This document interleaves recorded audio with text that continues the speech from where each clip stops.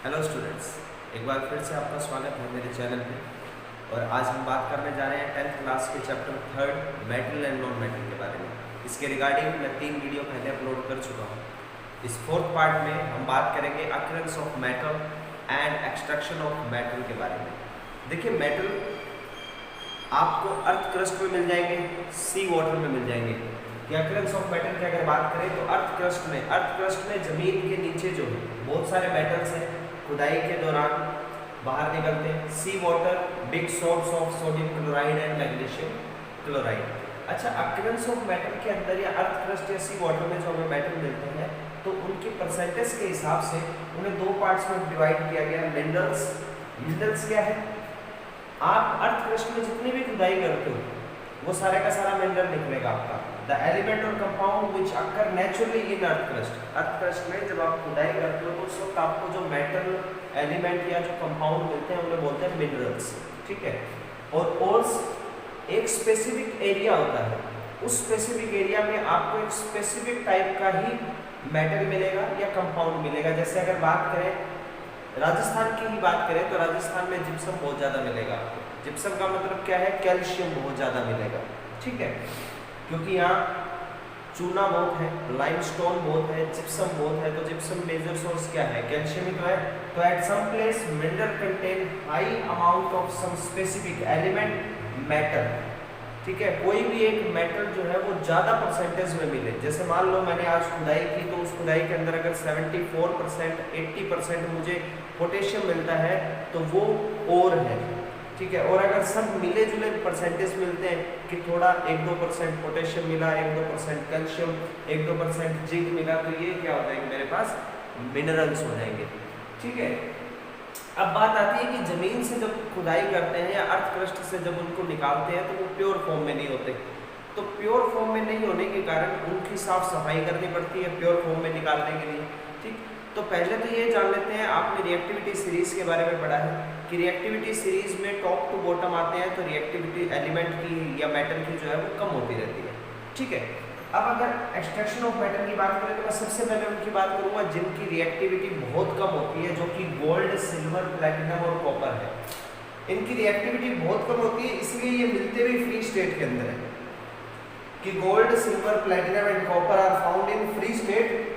That's why they kept in the bottom of reactivity series, क्योंकि ये reaction नहीं करते किसी से, इसलिए फ्री स्टेट में मिलेंगे, इसीलिए इनको रिएक्टिविटी सीरीज में सबसे नीचे लिखा गया है। लेकिन फिर भी कॉपर और जो सिल्वर है, कॉपर एंड सिल्वर, ये कभी कभी अपने ऑक्साइड और सल्फाइड फॉर्म में मिल जाते हैं। जैसे कि बात करें कि कॉपर ऑक्साइड हो गया, Cu2S हो गया, Ag2S हो गया। ठीक है, इसी तरह CuO, AgO इस तरीके से मिल जाते हैं। ठीक है। अब अगर रिएक्टिविटी सीरीज की बात करें तो potassium, sodium, calcium, magnesium, aluminium ये हाईली रिएक्टिव होते हैं और इनका जो एक्सट्रैक्शन है वो इलेक्ट्रोलाइसिस प्रोसेस से करते हैं। अब इलेक्ट्रोलाइसिस प्रोसेस क्या है इसके बारे में आगे हम पढ़ेंगे। फिर आते हैं जिंक, आयरन, लेड और कॉपर, ये मॉडरेटली रिएक्टिव है। ये मोस्टली आपको मिलेंगे ऑक्साइड के फॉर्म में, सल्फाइड फॉर्म में और कार्बोनेट फॉर्म के अंदर। मतलब कि जैसे आयरन की बात करें तो FeO मिल जाएगा, Fe2O3 की फॉर्म में मिल जाएगा, Pb है PbS में मिल जाएगा आपको, कॉपर है कॉपर सल्फाइड मिल जाएगा, कॉपर कार्बोनेट मिल जाएगा। तो इस तरीके इस फॉर्म में मिलते हैं अर्थ क्रस्ट में। फिर इनको हम रिडक्शन करते हैं, इनका रिडक्शन करते हैं कार्बन की प्रेजेंस में। ये सब मैं अभी आपको बताऊंगा आगे। और फिर आते हैं रिएक्टिविटी सीरीज में सबसे नीचे Ag एंड Au, सिल्वर और गोल्ड, जो कि लेस रिएक्टिव है, जो फाउंड इन नेटिव और फ्री स्टेट। क्लियर? तो इस तरीके से रिएक्टिविटी सीरीज बनाई गई है on the basis of their occurrence, on the basis of their reactivity towards other elements. और मोस्टली जो हमें मिलते हैं वो ऑक्साइड, सल्फाइड और कार्बोनेट की फॉर्म में ही मिलते हैं। उसके बाद उनको फिर साफ किया जाता है। अब अपन देखें एक्सट्रैक्शन के बारे में, तो और मिलेगा आपको अर्थ क्रस्ट से। आपने निकाल लिया ऐसी जगह खुदाई की जहां किसी स्पेसिफिक टाइप ऑफ एलिमेंट की या मेटल की परसेंटेज ज़्यादा है, आपने उसकी कुछ कंसंट्रेशन ले ली, अब कंसंट्रेशन के बाद या तो वो मेटल हाई रिएक्टिव हो सकता है, या वो मॉडरेट रिएक्टिव हो सकता है, या फिर वो लेस रिएक्टिव हो सकता है। तो अगर मेटल जो आपको मिला है वो हाईली रिएक्टिव नेचर का है तो आप उसका क्या कराओगे, इलेक्ट्रोलाइसिस कराओगे, जैसा मैंने अभी बताया। और इलेक्ट्रोलाइसिस के बाद आपको क्या मिल जाएगा, प्योर मेटल मिल जाएगा। ठीक है। अब मेटल ऑफ मॉडरेट रिएक्टिविटी वाले जो है वो मैंने आपको बताया, या तो वो अपने कार्बोनेट फॉर्म में होंगे, या तो वो किस फॉर्म में होंगे, कार्बोनेट फॉर्म में CO3 के साथ, या फिर वो अपनी सल्फाइड या ऑक्साइड फॉर्म के अंदर होंगे। किस फॉर्म में होंगे, सल्फाइड फॉर्म में। क्या हो सकता है, वो सल्फर के साथ रिएक्शन करके। अगर आपका जो मेटल है वो कार्बोनेट फॉर्म में है तो आप उसका करवाओगे कैल्सिनेशन। कैल्सिनेशन मतलब reduction in the absence of oxygen, या आप उसे हीट करोगे, heat in absence of oxygen, heat in absence of oxygen. ठीक है। और अगर आपका सल्फाइड है तो आप उसको हीट करोगे in the presence of oxygen, जिसे हम बोलते हैं roasting, heat in presence of oxygen. Clear है। और इसके बाद आपको क्या मिल जाएगा, कैल्सिनेशन वाला जो कंपाउंड होगा वो और रोस्टिंग वाला जो कंपाउंड है वो दोनों अपने ऑक्साइड में मिल जाएंगे, ऑक्साइड ऑफ मेटल। कि आप इस प्रोसेस से जब चलोगे तो भी आपको ऑक्साइड ऑफ मेटल मिलेगा, इस प्रोसेस से चलोगे तो भी ऑक्साइड ऑफ मेटल मिलेगा। ये भी आप केमिकल रिएक्शन करेंगे तो आपको समझ आ जाएगा। ऑक्साइड ऑफ मेटल को बाद में हम क्या करेंगे, रिड्यूस कर देंगे रिडक्शन में। रिडक्शन का मतलब क्या होता है, ऑक्सीजन का बाहर निकलना। तो जो मेटल के साथ ऑक्सीजन होगा उसका रिडक्शन कराएंगे, ऑक्सीजन रिमूव हो जाएगा और आपके पास क्या हो जाएगा, प्योर मेटल मिल जाएगा। आपको क्या मिल जाएगा, प्योर मेटल मिल जाएगा। क्लियर। इसी तरह अगर मेटल ऑफ लो रिएक्टिविटी की बात करें तो वो अपने सल्फाइड फॉर्म में मिलते हैं, तो सेम वही प्रोसीजर रहेगा। सल्फाइड फॉर्म में जो मेटल्स होंगे उनकी हम रोस्टिंग करवाएंगे, मींस हीट कराएंगे इन द प्रेजेंस ऑफ ऑक्सीजन, और रोस्टिंग के बाद हमें क्या मिल जाएगा, ऑक्साइड ऑफ मेटल मिलेगा।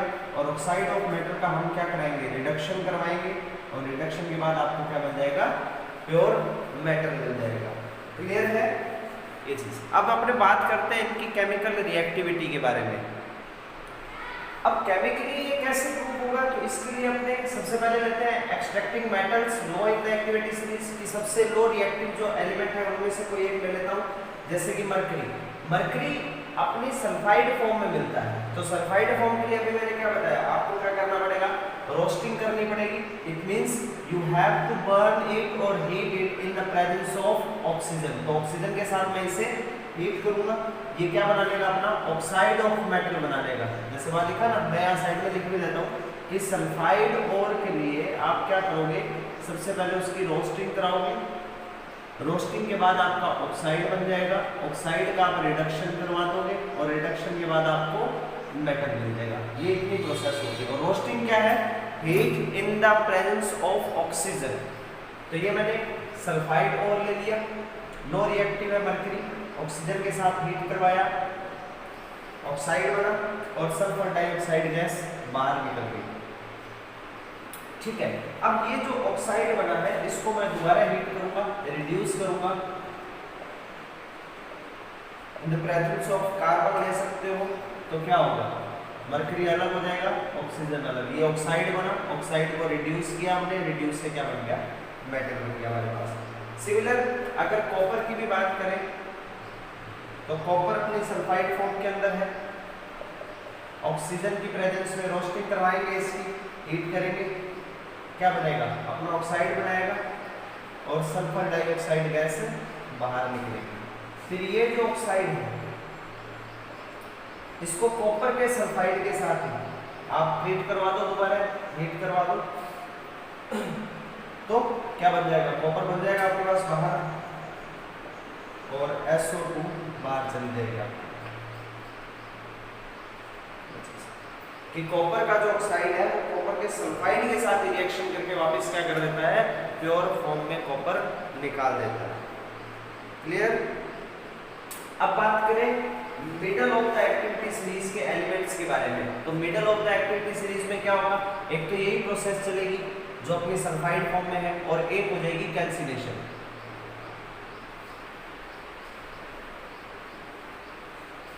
कैल्सिनेशन में बस रोस्टिंग जैसा ही है, लेकिन एब्सेंस ऑफ ऑक्सीजन आ जाएगा। तो मिडल सीरीज में जिंक ले लेते हैं अपने, जिंक अपनी सल्फाइड फॉर्म के अंदर अगर मिले तो रोस्टिंग करेंगे। ये क्या किया है, रोस्टिंग किया है, ऑक्सीजन के साथ हीट करवाया है, तो जिंक ने अपना ऑक्साइड बना लिया। ठीक है। अगर जिंक अपनी कार्बोनेट फॉर्म के अंदर मिले तो आप हीट करोगे in the absence of oxygen. देखो यहाँ ऑक्सीजन नहीं लिया मैंने, तो ये क्या हो जाएगा, ये हो जाएगा कैल्सिनेशन। क्या हो जाएगा, कैल्सिनेशन। और यहाँ से भी क्या मिलेगा आपको, ZnO और CO2। अब क्या करना है, अब रिडक्शन करना है, यहाँ भी ZnO बना है, यहाँ भी ZnO, ऑक्साइड ऑफ मेटल। तो ZnO का रिडक्शन करवा दूंगा कार्बन के साथ, क्या बन जाएगा, जिंक बाहर और कार्बन मोनोऑक्साइड। ये आपका प्योर मेटल मिल गया। तो सेम वही है, कार्बोनेट अगर और मिलता है तो कार्बोनेट को आप हीट करोगे in the absence of oxygen which is known as calcination, then we will get zinc oxide, और जिंक ऑक्साइड बाद में कार्बन के साथ रिडक्शन करवा देंगे, प्योर मेटल मिल जाएगा और कार्बन मोनोऑक्साइड बाहर निकल जाएगी। क्लियर। अगर आप कार्बन यूज नहीं करना चाहते तो कुछ डिस्प्लेसमेंट रिएक्शंस भी करवा सकते हो आप। अगर आपके पास ऑक्साइड बनता है तो आप डिस्प्लेसमेंट भी करवा सकते हो। जैसे मैग्नीज की बात करें कि मैग्नीज ऑक्साइड अगर आपके पास है, आप कार्बन यूज नहीं करना चाहते तो आप डिस्प्लेसमेंट रिएक्शन करवा सकते हो एल्यूमिनियम के साथ। आपके पास क्या बन जाएगा, मैग्नीज बाहर निकल जाएगा जो आपको चाहिए था, और एल्यूमिनियम ऑक्साइड अलग निकल जाएगा। ये चीज क्लियर। इसी तरह एक और रिएक्शन है हमारे पास आयरन ऑक्साइड की। अगर आयरन ऑक्साइड है तो आप उसमें भी अगर आप आयरन निकालना चाहते हो तो आप एल्यूमिनियम के साथ ट्रीटमेंट करवा दो, एल्यूमिनियम ऑक्साइड बन जाएगा और आयरन आपका प्योर फॉर्म में बाहर निकल जाएगा। This reaction is also known as aluminothermite process. Aluminothermite process भी बोलते हैं या रिएक्शन भी बोलते हैं इसको। And this reaction is used to join the railway tracks. Railway tracks को जॉइन करने के लिए जो वेल्डिंग करते हैं वहां ये रिएक्शन पार्टिसिपेट होती है। इन नॉर्मल वेल्डिंग से रेलवे ट्रैक नहीं जोड़े जाते, इस तरीके से जोड़े जाते हैं। क्लियर है। अब तीसरा रहता है हमारे पास extracting metal of high in reactivity series. High in reactivity series, तो उसके बारे में बात कर लेते हैं अपने।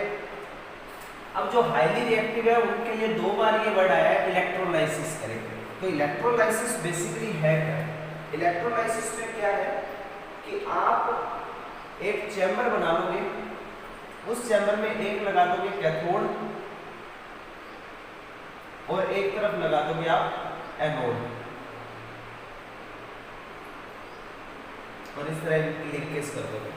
उसके बाद जिस ओर का आपको इलेक्ट्रोलाइसिस करना है वो ओर अपने मोल्टन स्टेट में यहाँ फिल कर दोगे। और इन मोल्टन स्टेट, मोल्टन मतलब उसको गला के, पिघला के।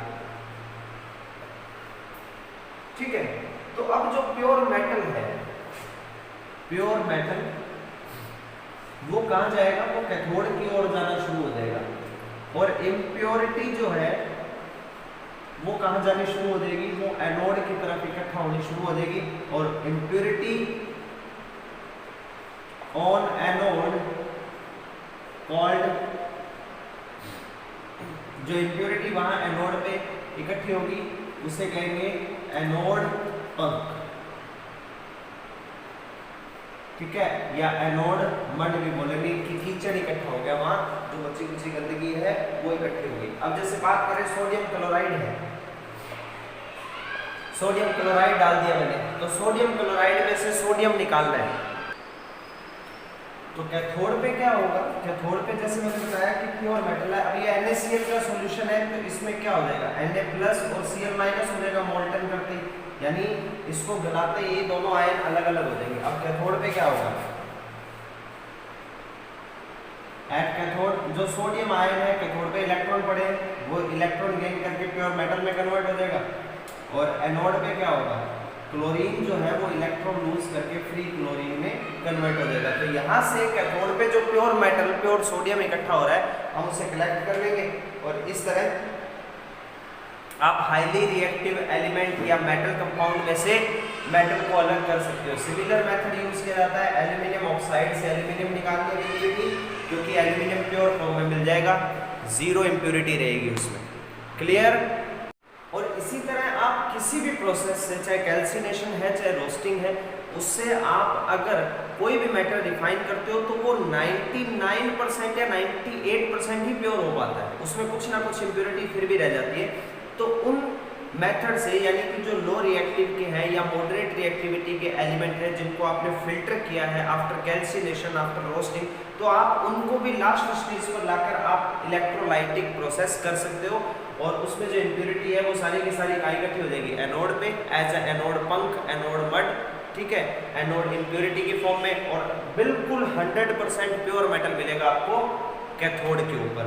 और कैथोड जो लेना है वो किसका लेना है, कैथोड आप लोगे हमेशा प्योर मेटल का, प्योर मेटल का कैथोड बनाना है और इम्प्योर मेटल का आपको क्या बनाना है, या नॉन मेटल का क्या बनाना है, एनोड बनाना है, ठीक है। नॉन मेटल की जगह इम्प्योर मेटल का अगर बनाएंगे तो कंडक्टिविटी ऑफ करंट जो है वो बहुत ही अच्छी रहेगी इसमें। लास्ट टॉपिक आता है हमारे पास कोरोजन। कोरोजन के बारे में पहले भी हम पढ़ चुके हैं कि कोरोजन क्या, कोरोजन का मतलब है जब कोई भी मेटल एसिड, ह्यूमिडिटी, एयर के कांटेक्ट में आता है तो वो अपने ऊपर एक ऑक्साइड की लेयर बनाना शुरू कर लेता है, और ऑक्साइड की लेयर बनाते ही क्या होगा, कोरोजन होना शुरू हो जाएगा। अब मेटल अलग अलग है, जैसे सिल्वर है वो ब्लैक होना शुरू हो जाता है due to formation of silver sulphide, ठीक है। अब कॉपर है, कॉपर ग्रीन होना शुरू हो जाता है, घर में तांबे का लोटा वगैरह होगा तो उसे अगर आप देखोगे कुछ समय बाद वो ग्रीनिश होना शुरू हो जाता है। इसी तरह आयरन है, आयरन अपना ऑक्साइड बनाता है, इसलिए रस्ट बोलते हैं जिसको, जंग लगना, जंग लग गई थी। तो आयरन का जो रस्ट है उसका फॉर्मूला आ जाएगा हमारे पास Fe2O3.XH2O, Fe2O3.XH2O। प्रिवेंशन की बात करें तो प्रिवेंशन ऑफ कोरोजन कैसे कर सकते हो आप, ग्रीस करके कर सकते हो, किसी भी मेटल ऑब्जेक्ट पे ग्रीसिंग कर दो, कोरोजन नहीं होगा क्योंकि अपर लेयर जो है वो कवर हो जाएगी। पेंटिंग कर दो, ऑयलिंग कर दो, ठीक है, जिंक की पॉलिश कर दो जिससे गैल्वेनाइजेशन भी बोलते हैं, ये सब हम फर्स्ट चैप्टर में भी पढ़ चुके हैं, ठीक है। तो ये चीज़ है इस चैप्टर के अंदर about metal and non metal, about their extraction, about their ionic salt, reactivity. Hope you like the video. If you have any query about this video, then you can contact me by comments. Thank you.